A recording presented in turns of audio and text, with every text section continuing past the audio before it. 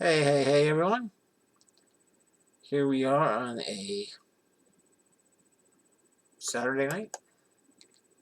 Uh, Late. Things still staying busy in my everyday world, but still getting some gambling in. Um, Today was pretty decent. Let's see. We entered a heads up baseball and a regular baseball matchup, which we were not successful in. We entered a NHL showdown, which we were not successful in. We entered an NBA a single entry matchup for the night, which we did win. We came in 71st in that one. We entered the MMA competition, and we finished 100th place in that. That was a $31.67 payday. It's an odd one.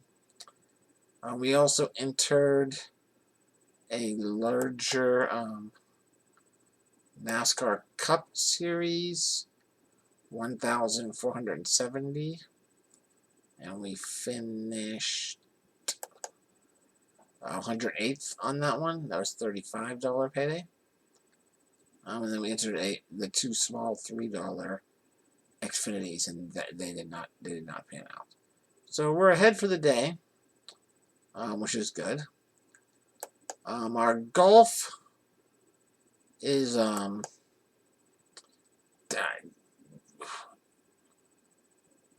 we have two different lineups going in golf. We've got the $12 single entry, and Matt Wolf, Adam Scott, both of them, really choked today. I mean, Matt Wolf, opening round shot at -6, second round shot at -4. Today shot at +6. I mean, that is a ridiculous. That's 10 strokes worse than we did yesterday. Adam Scott was a -5 or -1. Today he's at a +4. So not great. Not great there. Hovland has done fine. He had a -3, -1, a -3 today. Reed, fine, a -3 and even in a -3 today. Berger's been strong, -5, -5, -4. He's tied for fifth.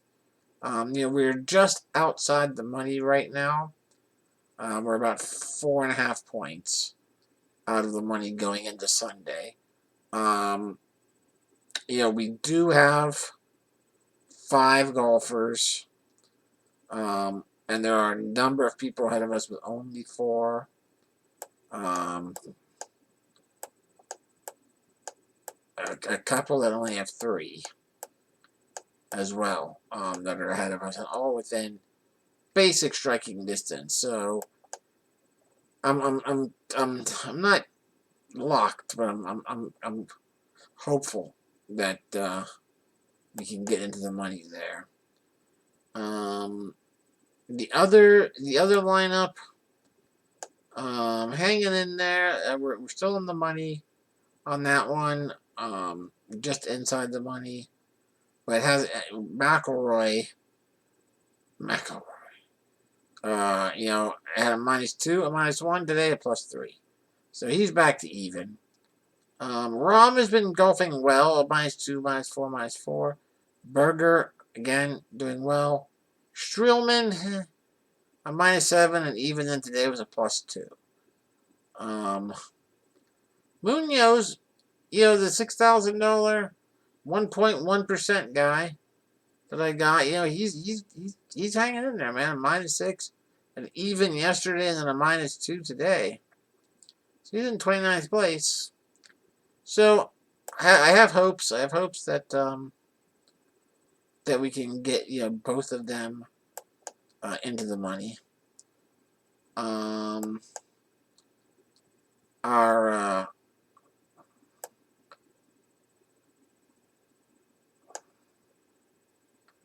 Here is our NASCAR Cup lineup.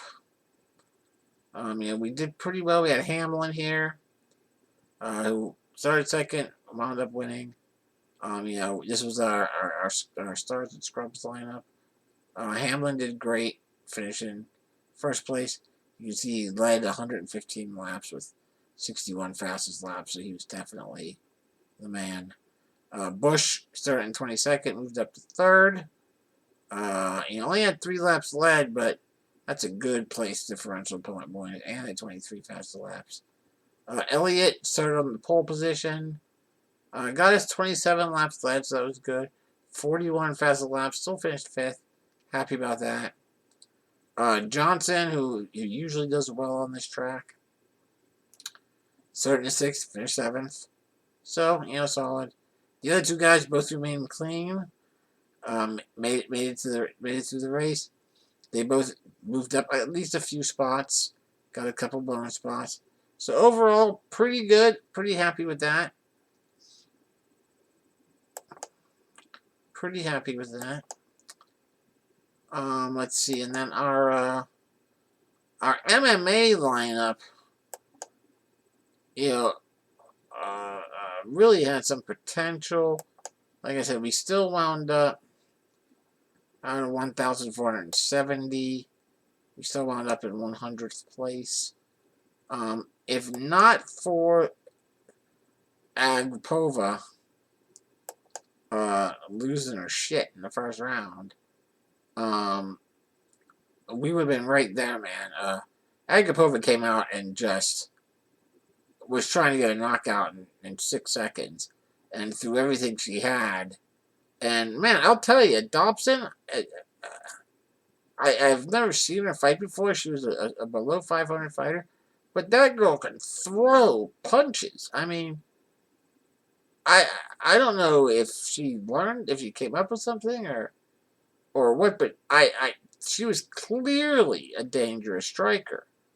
A massive underdog too. I didn't have any money on anything there, but a huge underdog. I mean, Agapova was a minus 1,100 odds on that one, so some people may have lost major money on that one. But that was the only downside there. You know, she blew herself out in the first round. Came out in the second round, had nothing.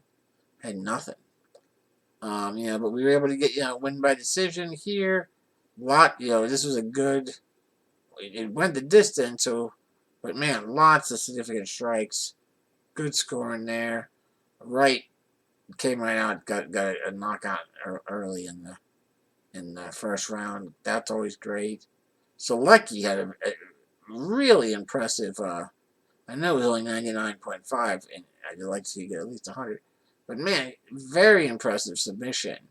It was a standing choke. You know, he got on the guy's back, got him in a body triangle, and just clung to him like a I don't know, a piece of cellophane. It was insane. And the guy could not do anything. They choked him out on his feet. Guy tapped out, still standing. So very impressed there. You know, Rodriguez, vicious elbows, and I didn't get to see this fight. They did not get to see the Lemos fight, but got a win by decision there too. So overall, pretty decent. Happy with that. You know, glad to have it finish with the money like that. And anything else?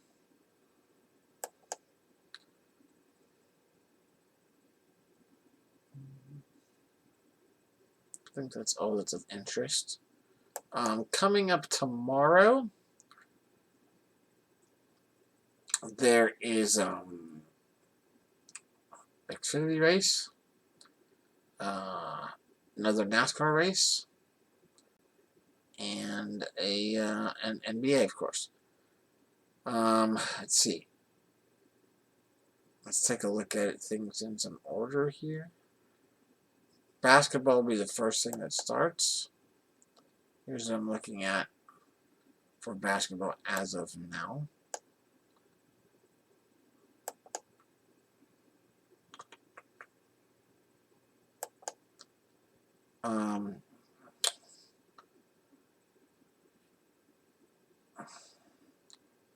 So what I'm looking at now, right now, is as far as the first game goes, just looking at Emblid.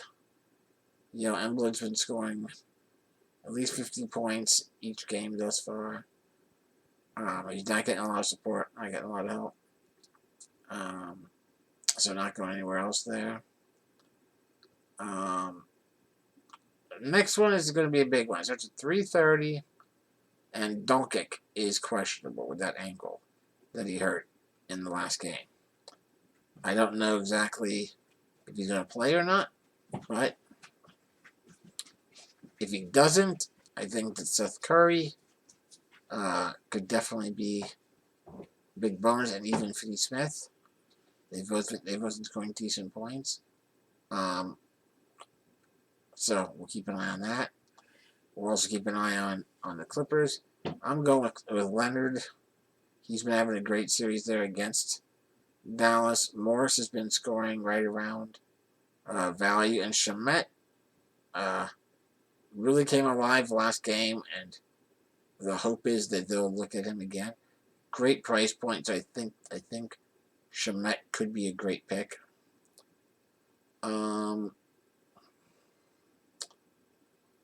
Stayed away from the Toronto-Brooklyn game. Just none of the prices worked out. I can see going with Van Fleet. But just nothing really worked out for me on that. Last game, Denver and Utah. That's been one of the highest scoring series thus far. So I'm getting Clarkson in there. He's been making value. Didn't quite make it last game, but still he's been doing well. And Murray. So that's what I'm looking at for right now. Things could change as we get closer to tip-off if Doncic is playing or not. So we'll keep an eye on that. There's hockey tomorrow, but it doesn't start till 8. So I'm gonna make that. Do that draft tomorrow.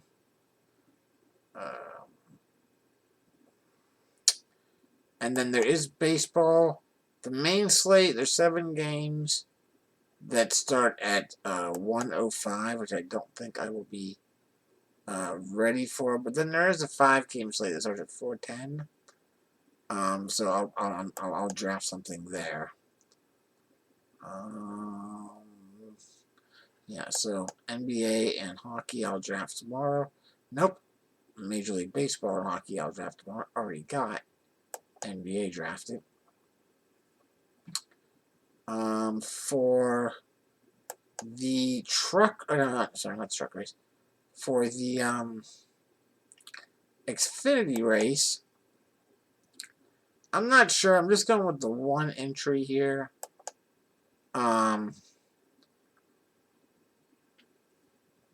I know Cindric and Algier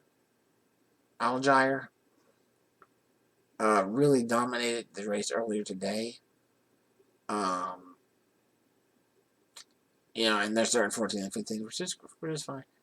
I think Chastain and Gragson, 13th and 12th, with the price, offer good value. That allows us to reach a bit for Graf, get Brown starting in the number 2 position, see if maybe we can get a few bonus points out of him. And then you get a Net and Alfredo there, both of which have decent starting positions, 7 and 5, good, decent top 10 things. Alfredo's I think he's only been in 11 total races, and he's got 6 top 10s. So, we'll see.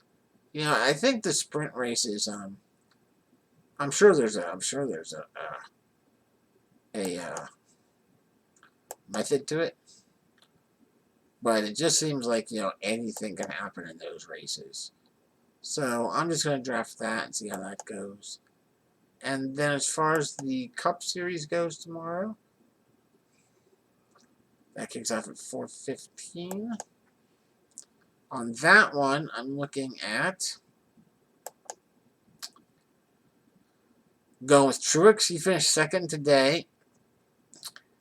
And I think that, he's been he's been doing very well on these kinds of tracks. I was tempted to go with Hamlin and Truex, but today was the first time Hamlin ever won on this track, and I know he did it. I know last time there was a doubleheader, Hamlin won both of them. I just don't think he's going to do it again. And Truex, just the fact that he likes these kind of tracks and that he raced second today, I think whatever adjustments he needs to make, he's going to make it. So I'm going with Truex. I'm going with Kyle, who also had a decent showing today. Kurt, I can't remember what happened to him. How did Kurt do today? Yeah, he crashed. Yeah, he crashed, so I think that it's only the second time that he didn't finish this entire season. So I expect him to come out tomorrow and pull it all together. Custer did well. I took Di Benedetto because he's starting in the pole. We might be able to get a few laps led for him right off the bat, possibly. And then you got Reddick, who raced pretty well today, if I recall. Yeah, starting 16th, moves up to 13th. Had 8 fastest laps, so I'll take that for 6,500. So we'll see how that goes. So that's what we have right now for tomorrow. I'm doing a little bit of volunteering earlier in the day, but I should be all wrapped up with it by 3:30ish, I think. So I might be hopping on somewhere right around there to see about drafting my my baseball team and then hockey, touching base on golf, see where we are there, and everything else. So that is it for the gambling for right now. Let me now do my memory of the day. For this would be this is the day. This is for it's August 23rd again. I'm doing a lot of after midnight stuff, but this is for August 22nd. This is day 70. No, what the hell? I just jumped 30 days into the future. This is day 47 of 366, and this is like the race against the storm. Back in Johnstown, where I grew up and spent most of my life, there's this abandoned road, which I mentioned not too long ago, actually, in the Night of the Fireflies. The Night of 1,000 Fireflies. That road. That was completely washed out by the 1977 flood. And the road runs about 3.5 miles. From Minersville all the way to the Hingston Run Dam. And it's kind of, it's no, like I mentioned on the Night of the Fireflies, there's no traffic out there. There's no houses, nobody, it's just an abandoned dirt rocky road. So one summer day in the mid-90s, me and Karen went and got some sandwiches, got some beef jerky, got some drinks, and began to make our way out the road on foot and wheels. And we had done this a number of times. Sometimes we'd go out part way. There's a shooting range about halfway out. Sometimes we would just go out to there. There was an area that we called the Bricks, which was an area where there was just a bunch of bricks that were drifting up out of the road. Sometimes we'd just go there. Sometimes we would go the entire way, which was a heck of a hike. 7 miles round trip. There was a nice waterfall out there that would run sometimes. And it would take a solid 2 to 3 hours to get out the road one way for us, just because it was very tricky. Um, it was very there are several parts where very tricky to maneuver what's the best path to take to get this wheelchair through there. And there's one section that was just shy of the shooting range, which was about halfway out, about a mile and a half, mile and 3/4 out. That was like a mud bog, and it was always muddy. You know, uh, if it had rained a few days prior, there was no way to get the wheelchair through there, because it would just be completely bogged down with mud. If you had gone a week or so with no rain, you could probably get around it. Anyway, this had been a time where it had been, a week or so, so we had enough enough room to go out there and get by the mud bog. So we went out there. Yeah, it hadn't rained in almost like 2 weeks uh, on this particular day. We got there. It was still mostly muddy, but it was stuff that was, enough dry around the edges that we were able to get through. We got all the way out the dam. We go the rest of the way out. Sit down, take our location, start to have some food. Unwrap our sandwiches, get our beef jerky, or potato chips, or whatever what else we had, and our drinks. And literally, maybe get a bite or two. And then out of nowhere, thunder. There's a thunder roll. And we look off to the west, and moving towards us, out over the horizon, way faster than it should be, there's a storm coming. And this is prior, like I said, this is early, early mid-90s. So this is pre-cell phone. This is not, cell phones were for rich people back then.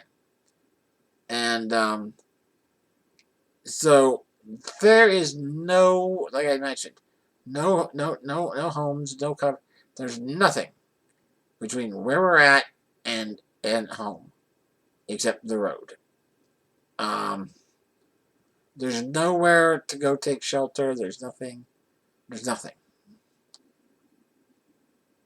And we know, we realize right away, if we don't get past the mud bog before that storm hits, we're not getting home on foot. I don't know what we're gonna do. So we wrap up the food, throw it into the backpack of my chair, and we go flying down that road on foot and wheelchair. I don't know how I didn't fly out of the chair a few times. I mean, we just turned the power up on the chair as fast as we could go. We're going downhill. We're going uphill. We're going back downhill. I mean, Karen's running alongside me. We are just flying. We get to the mud section, and just as we get by it, the storm lets loose, and the wind is blowing. It wasn't lightning. There wasn't no lightning or that, but the wind was howling through the valley. It was raining up at times. I mean, we turned around and we looked, and we could see just rain swirling in the sky, and rain's coming up, hitting us from underneath. It was insane. We fly down the rest of the road as fast as we can. We get to the end of it, and I swear I've never been that cold or wet in my entire life. I mean, we couldn't see, water's running down our face. We stop at the Aces. Woob is there. Woob's asking, like, what happened? We told him what happened. And, he brought out towels. We dried off. We were like, oh my God. So the day did not go exactly as we had planned, but it was definitely our record for traveling the length of the road on foot, and is definitely another memory of mine. And I'll never forget the experience of flying down that road on foot, knowing, hey, there's no one, there's nothing else we can do here. This is it. So that is my memory of the day that we flew down the road to escape the oncoming storm. And that is it for the night. I will probably be back tomorrow. It's Sunday. But I'll probably be around, do some gambling, do some reviews, get another memory in. And we'll go from there. So until then, be safe, have some fun, keep on gambling, and good luck.